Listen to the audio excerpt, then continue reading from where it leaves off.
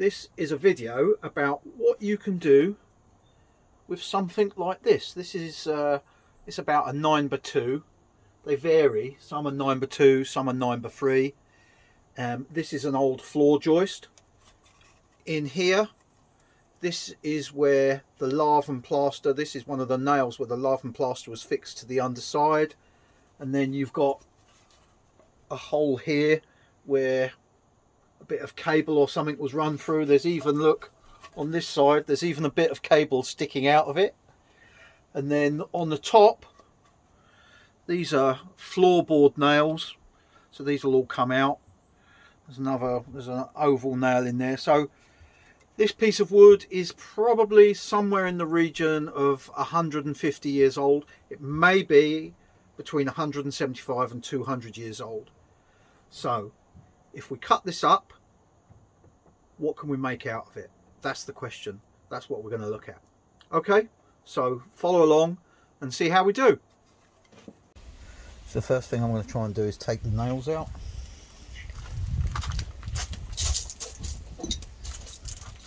I want to try and take them out without bending them if I can. Oh, that was easy. There you go.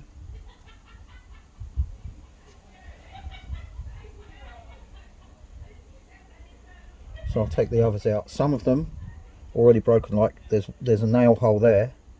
The nail's already broken, so I've got to really be careful of that because I don't want to go through it with a saw or with a chisel, you know. So I'm going to take all the rest of them out now. So if it breaks off, like you see that one broke off, so there's some left in there. So then I'll put a circle around it so I know to avoid that area. So these are the nails that I've got out, but this was the section that I wanted to use because it's got a lot less knots in than this bit. You can see here you've got all these knots and there's a big split in this, so this wouldn't make as good a section. You might get a nice one out, a smaller one out here, but you wouldn't get a nice and big one out as this. So what I might try and do is see if I can cut some of the top of this off and the same there, and get enough purchase to be able to pull that out, at least that one, because then that might mean that gives me enough freedom to actually use that hole again. So I'm going to try that. Right, so originally I had the bowl marked out here, but then there were these three bad boys in there and they would definitely have cut into it. So I decided I could move it over, which would still miss the other nail that I've got up here, which I haven't got out. So that's the second circle, this one. So then it wouldn't go through far enough, but it meant that I still had to get these out. So these are the three nails, 1, 2, 3 there. I had to dig them out, and then I dug this one out here. So I got a bit too close with my chisel once, but that will resharpen. That's not a big deal. So now I'm going to cut the shape out. I can mount it on the lathe and off we go. Okay, so I'm hoping I've taken all the nails out, and now I'm going to cut through with a bandsaw. I've got 2 bowls I can cut out, and like I say, hopefully there'll be no nails, so watch this space. I'm not going to video it just in case, because there'll be a lot of swearing. Well, I ended up with 2 bowls, but I noticed here I've got a nail in there, so before I turn that I'm going to have to get that out. I did keep the edge that I wanted, so I should be able to get some nails back in there, which I think will look pretty cool. It's just an experiment, it might not work, This is very, very dry, so it doesn't always turn. It tends to tear out a lot, so you have to do a lot of sanding with it. That's what I found in the past. So there's two ways I could do this. I could do this with this ring, but I'd have to level it out because it's a bit wonky.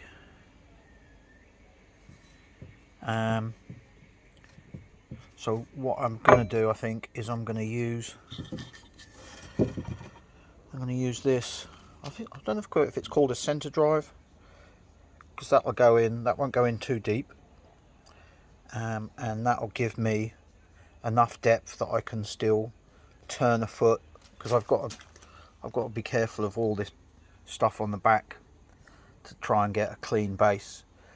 Okay, so we're mounted on the lathe, and now we will see how it goes. I'll try and get some footage for you.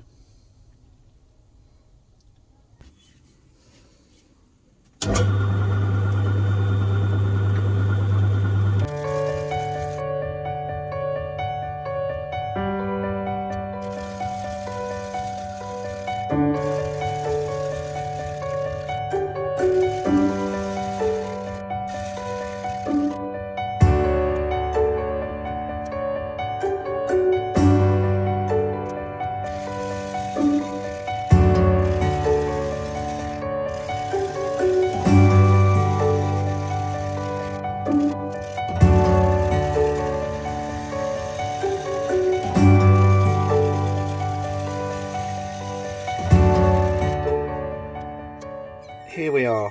This is what we've ended up with. I'm going to glue a spigot on here to pick up the other side so I can do the inside. That's the shape of it, and so I've got these two nail holes here, so I'm gonna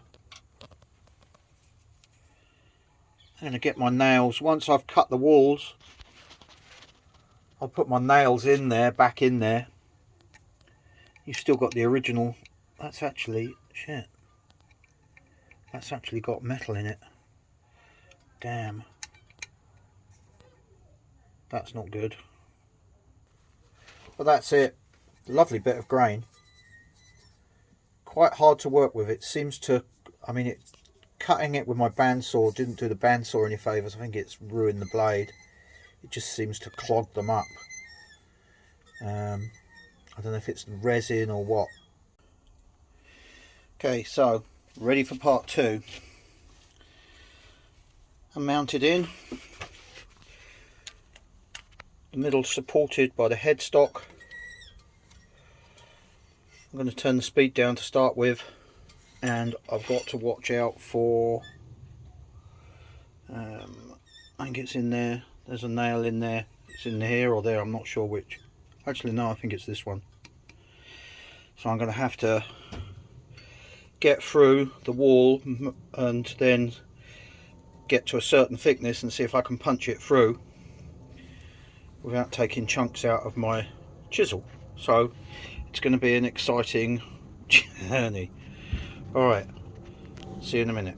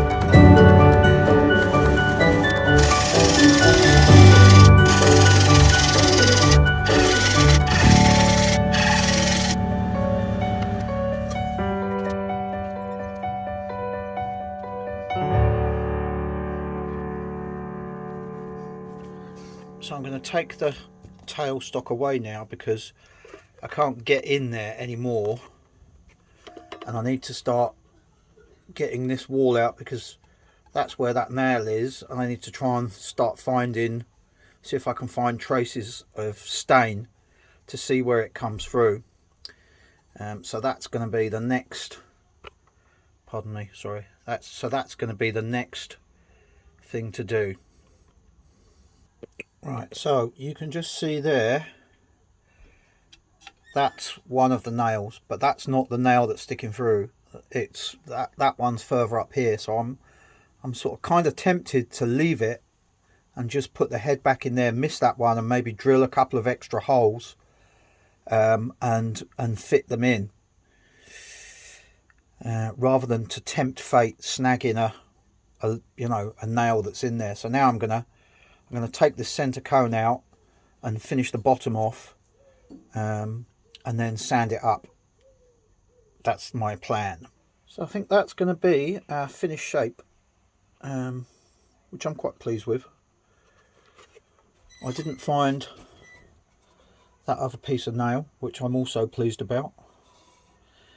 There's one of the nail holes through there, and these didn't come through, which I'm quite surprised at. So like if I turn it round, you see it doesn't show on the other side, so I think that's a good thing. It shows where the bowl came from. It's true to it. Yeah, so altogether I'm going to sand up the inside, put some oil on it.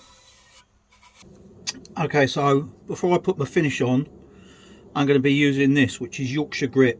It's called Wood Turner's Abrasive Paste. So how you do this is get some paper towel,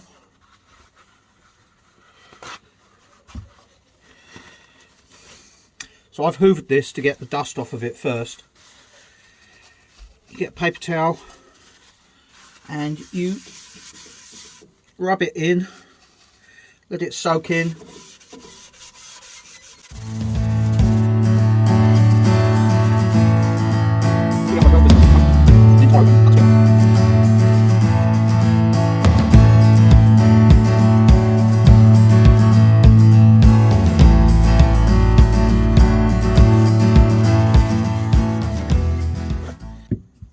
Okay, so that's had time to dry off. So now we're going to turn the lathe on and let it do its thing. We're going to use the same cloth as we put it on with. So the idea is that you can hear it polishing into the stone, into the wood rather. Whether my cloth is going to last, I'm not sure, but we'll see.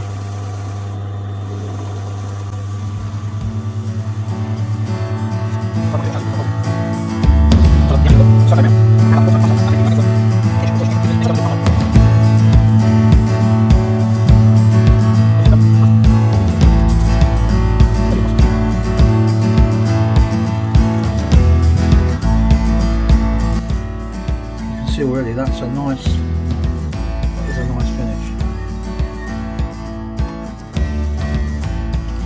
I'm happy with that. Alright,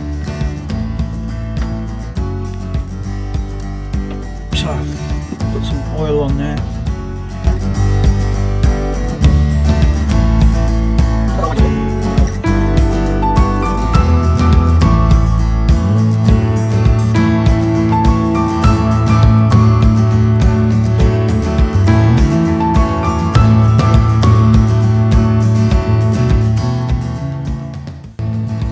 I don't know whether this is right or wrong. I use the same cloth to oil everything. It doesn't matter what oil it is. And I keep that in an airtight tin, and it just seems to work really well, because then if you've got something and you just want to put a little bit of oil on it, all you've got to do is bring the tin out and you've got enough on there. So all I'm going to do now is I'm just going to turn the lathe on, and I'm going to just buff this off.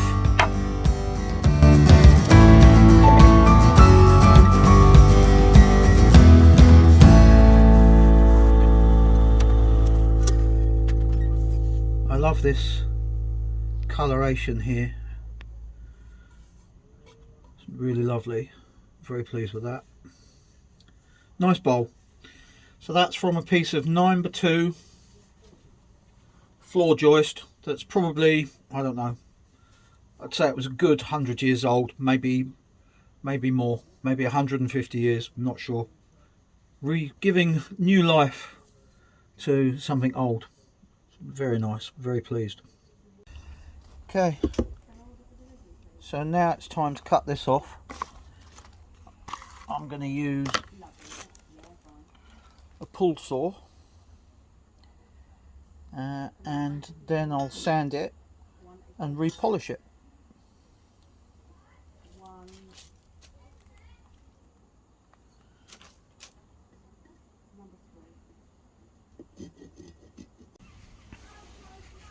So I'm using the Yorkshire grit again, just to try and keep the same kind of finish. I did some research after I finished doing this yesterday, and there was a house 2 doors down from where this came from, and they reckon that the house was built between 1820 and 1849. So that would mean that if this was built, if the house where this came from was built in the same time period, we're now 2022, so that means that this piece of wood is anything from 170 to 200 years old, which I think is pretty amazing. If you can give a piece of wood a new life like that after all that time, I think that's pretty special. I don't know if you can see that. I've got this little tiny snapped off head, and I thought about putting that back in. So I've got a hole there. It's not, the hole's not quite big enough, and I don't want to hammer it in case it splits. So I'm wondering whether to drill that out and make it slightly bigger. So I've got this little hand drill, and it's good for these kind of jobs because it's as gentle as you want to be. Mostly it doesn't go up massive, but so the drill bits I've got go up in 0.5mm sizes. This is a 3mm piece, so I'm going to try that first and then see if I can push that nail in. I'm just going to fix it on here.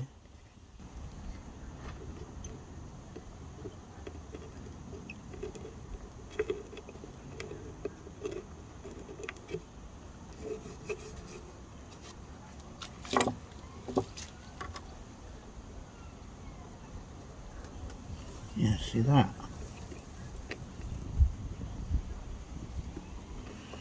It'll probably go in. So the final thing I'm going to do is put some of this, which I recently got at the New Forest show, Busy Bee Products Limited, made in Lymington in the UK. You've got their website down there. They don't sponsor me.